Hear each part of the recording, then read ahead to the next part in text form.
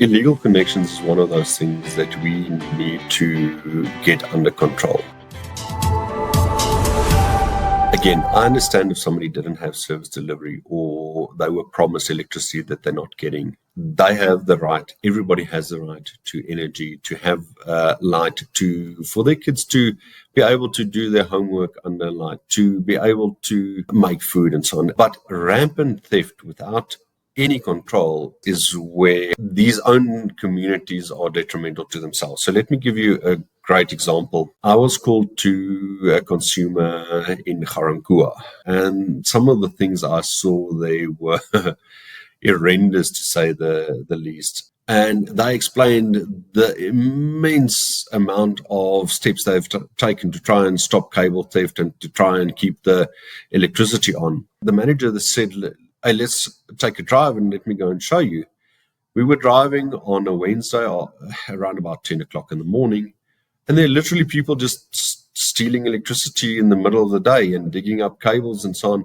And there's no stopping this. And unfortunately, the Eskom guys, you can blame them, but if they try and do anything, their lives are at risk. And we need people that can really take this under control, because if we allow electricity theft, it's just a runaway train that we can't bring back to the station. But I saw how these guys then literally just closed. So you've got all of the businesses that were there that end up closing because they don't have electricity. They get backups, but the panels get stolen from the roof, or the diesel gets stolen out of the generator.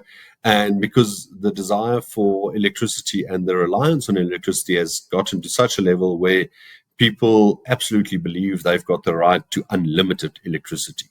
And they've got the right to use as much as they want, as long as they want it, because they need it and they want it and they've got the right to it. And all the businesses close, and eventually that community is at an horrendous place. There's no more jobs there. And then Eskom stops because there's no income in that area. They stop maintaining the transformers. The transformers get heavily overloaded. And eventually that same community in 3 years, 5 years from now on is going to have no energy, no jobs, and basically destroy that entire township because nobody took control and said enough is enough. Now, I know this is not an easy thing, because there's literally people that will kill you if you try them from taking free electricity. Make sure that you don't miss out on the full story. Head on over to our YouTube page to stay informed, stay efficient, and stay empowered. Thanks for watching.